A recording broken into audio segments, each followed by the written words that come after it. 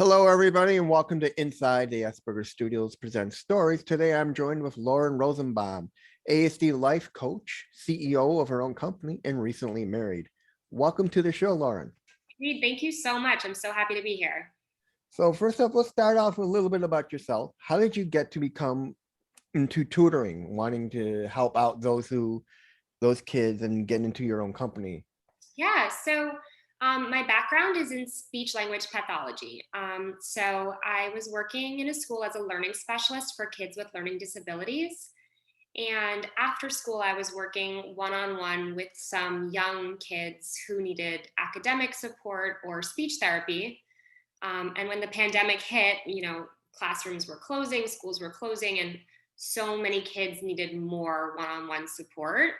So I created this company to connect students with tutors, all kinds of tutors, teachers, therapists, social workers, learning specialists, speech therapists, just to try to help everyone learn and stay on task. All right, so where did you grow up? I grew up in Westport, Connecticut, so it is about an hour north of New York City. Okay, what motivates you, inspires you, and drives you? It's a great question. So, both in my social life and my personal life, I'm really motivated to be dependable and supportive. So, forming as many positive relationships as I can where I can help people, even just my friends, make like achieve goals and personal goals and make progress. That keeps me really motivated. It's very fulfilling for me. All right. What's the best compliment you've ever received? I really like it when people call me a girl boss. I think that that's a very it's like a fun term that people use. But I work really hard and I'm really driven and it's playful, but it makes me feel like that part of me is being recognized. And I like All right. that. What's the biggest failure? What's your biggest failure and what have you learned from it? I would say I was in a bad relationship, a romantic relationship for longer than I should have been in that relationship. And I felt like I wasn't using all my skills. I wasn't being a self advocate. I wasn't setting boundaries and limits and standing up for myself. And, in the moment, change is really hard and it's really hard to see things clearly. Mm-hmm. Um, but I learned from that. I learned so much from that. And I don't regret it because I feel like those are the situations that teach you and remind you, how you can be your best confident self and for the future, what kind of partners and friends and people you want to surround yourself with. And, you know, all of my relationships after that were better. So I felt like that was a valuable experience. All right. Tell me about three influential people in your life and how they've impacted you. So I would start with my dad. I think that my dad has taught me that men can be emotional and sensitive and good fathers and cry a lot and still be manly men. And that's something that's so complex in our world. Mm-hmm. And as a little girl, I think that was really important to see because I knew that men weren't bad or the other, and that they were just other humans. Second would be my husband. He's my biggest supporter, my biggest fan. He has taught me to always send a thank you note to people, and to that cooking can be fun, which has been a really big lesson for me. And then the third person who has influenced my life, I would say, would be the bully, right? We all had one. My bully in elementary and middle school taught me that girls can be mean, and that it's really important and impactful to be nice and to be kind. All right. What makes you feel inspired or like your best self? I feel like my best self when I'm getting a lot of sleep, I'm eating healthy, my body's healthy, I'm around people that I love, and I'm nurturing my friendships. that makes me feel really happy when I reach out to people I haven't talked to in a while and I'm connecting with all the people in my life. All right. Finish this sentence. I am at my best when. I am at my best when my bed is made, my room is clean, and I have a to-do list. I'm a Virgo, so I like to be organized in my space and then in my brain. All right. If you can turn back time and talk to your 18-year-old self, what would you tell him or her? I would tell her that it's going to get better because nobody who's in their glory at 18 is going to be glorious forever, right? That you're not meant to reach your peak young. And when you're young, you're trying so hard to fit in and to be like everybody else. And that's impossible. And so I would tell her that one day I get to be myself and people will like that better. Okay. If you can have a billboard with anything on it, what would it be and why? I think I would tell people that it is okay to grow out of relationships with people, friends, love, partners, whatever. I think that um, people need permission to move on from people who aren't bringing them joy. And that's hard for people. And so I think giving people permission to say, okay, like this relationship is causing you more grief than joy, and it's okay to move on. So it would say, okay, it's okay to move on. It's okay to move on. Yeah. All right. What do you think the world would look like in 5 years? In 5 years, I hope COVID is gone. I think the weather will be very different and probably a lot hotter. And I think we'll have civilians going to the moon on a regular basis. All right. What was your favorite subject in school? I loved English. I loved to read and write. And I loved art class. All right. Would you consider yourself an introvert or an extrovert? Definitely introverted. Very social. I love to be around my friends, but I always need a break to be alone and recharge my battery by myself. It sounds like me almost. I consider myself almost half and half. Yeah, I'm very outgoing, but yet there are times where even as a social gathering, I feel like I need to get away and just find the quiet place and let my mind recharge. totally. I think of it like what makes you feel energized. So my husband, when we're with our friends and family and we're around people, he leaves being like, oh, I feel so great. My cup is full. So he's an extrovert. And I love being around people and friends, but then I leave feeling tired, Mhm. right? So I get recharged and energized when I have a break to be alone. All right. If you could be remembered for one thing, what would it be and why? I would want to be remembered for being a good friend.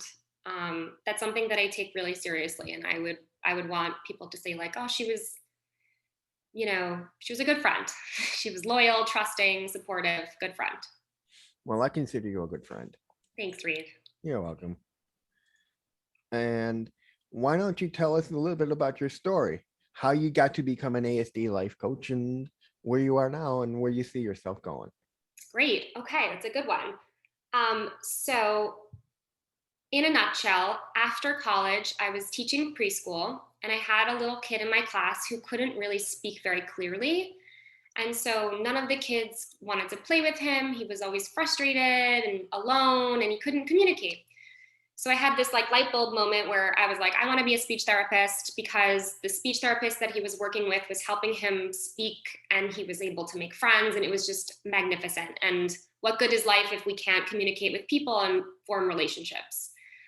So I started to do that. And then, in my professional life and my personal life, I was always like the master communicator, like, helping my friends deal with their texts to their boyfriends and, things like that. And then at school, working on social skills.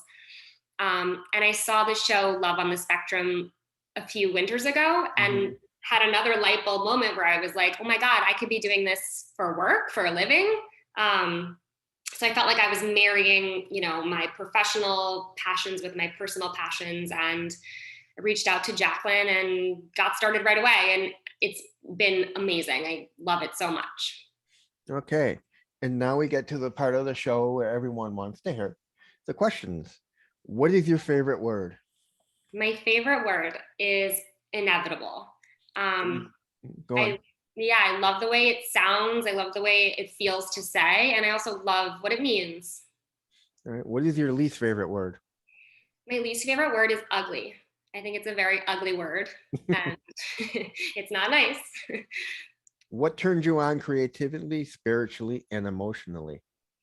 I love open and honest conversations. I find that people have a lot of verbal boundaries where they don't like to talk about certain things, and being able to like have a trusting relationship with someone where you can say whatever you want and not offend each other and talk about your feelings. And I love that. That is definitely my emotional what gets me going, the trust and support and loyalty and honesty.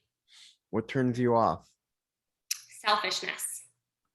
I do not like when people are selfish. What is your favorite cuss word?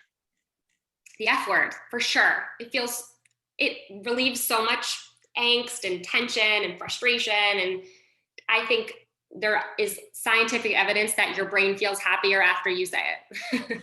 Well, I mean, if you think about it, the F word has got so many connotations to it. It can be Yeah. used in any way, in any form. I think it's the most versatile word of them all. Yeah. And it's really a tool. Like, you say it to release whatever you're feeling, and it helps. As long as you don't do it in front of kids. Yeah. What sound or noise do you love? I love the sound of rain. And this is an odd one, but it makes me think of my childhood. I love the sound of swing sets, like the squeaking of swing sets. It kind of brings back your childhood memories of Yeah, playing on a swing when you're in school and everything. exactly. Exactly. What sound or noise do you hate? Squeaky wheels. What is Squeak. your favorite? Go on. Sorry, no, I was just going to say it again. That's the worst sounds. Anything that needs, like, that's rusty, that needs oil. All right. What is your favorite color? So my favorite color is pink. Um, Love pink, but you won't see me really wearing much pink. I wear a lot of like earth tones, and I decorate in earth tones because I find that to be a calming palette. Mm-hmm. Hmm. What is your least favorite color? That gross brownish yellow color that looks a little bit like throw up. It's almost puke green. Yeah, exactly, exactly. What profession other than your own would you like to attempt? I feel like I would love to be an author and just like hole up somewhere in the woods for months and like turn out my big masterpiece. What profession would you not like to do? I could not be a vet. I love animals so much, and I would not be able to like see them sick and put dogs down. That would devastate me. I would not be able to do that. What profession would you like to do other than your own? Um, be a writer for sure. Be All a right. writer. Yeah. If heaven exists, what would you like to hear God say when you arrive at the pearly gates? I think it would be great news if God was like, "There's more." Like, come on. There's like, it makes me feel sad to think that like everything just ends. So I Mhm. would want to hear that there's more, maybe another life or another world where we keep living, or something else, something more. When you arrive at heaven, who would you like to meet? I would love to meet anyone in my family lineage, my ancestors. Like, I think it'd be really cool to hear their stories, to see if I look like anyone, or if anyone has any of my personality traits. I think that'd be really cool. And finally, what books would you recommend to my audience? So I really like reading fiction books where the protagonist is on the spectrum. I think that if it's well done and honest, then it can be a beautiful story and really teaches people a lot about the brain on the spectrum. So some recommendations would be The Curious Incident of the Dog in the Nighttime. Mockingbird is a really good, cute story. And then this one's a little bit different, but I always recommend The Ultimate Hitchhiker's Guide to the Galaxy, because I really like how they mock how silly life is and how ridiculous humans are. And I think it's really smart, but in a playful way. And that's it, everybody. That's Lauren Rosenbaum, ASD life coach extraordinaire. Thank you so much, Lauren. Great, Reed. Thank you so much for having me. Not a problem.